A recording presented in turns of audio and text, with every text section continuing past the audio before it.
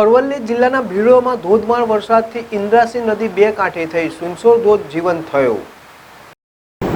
અરવલ્લીમાં મોડી રાત્રિથી ધોધમાર વરસાદ વરસી રહ્યો છે। ભારે વરસાદના પગલે ભીલોડામાં ધોધ વહેતા થયા છે। વરસાદને લઈને સુનસર ધોધ જીવંત બન્યો છે। ડુંગર પર 200 ફૂટની ઊંચાઈથી ધોધ વહે છે। ધોધ જોવા મોટી સંખ્યામાં સહેલાણીઓ ઉમટ્યા છે। ભીલોડાનો સુનસર ધોધ વધુ એક વખત જીવંત થયો છે। ગત રાત્રિ દરમિયાન ભીલોડામાં ધોધમાર વરસાદ ખાબક્યો છે।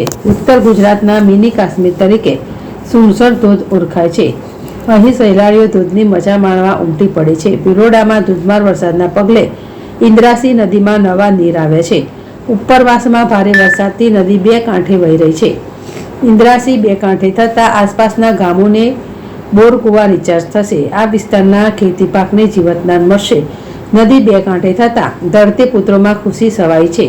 રાજ્યમાં છેલ્લા 24 કલાકમાં 225 તાલુકામાં વરસાદ નોંધાયો છે, જેમાં સાબરકાંઠાના વડાલીમાં સૌથી વધુ 7.37 ઇંચ વરસાદ ખાબક્યો છે।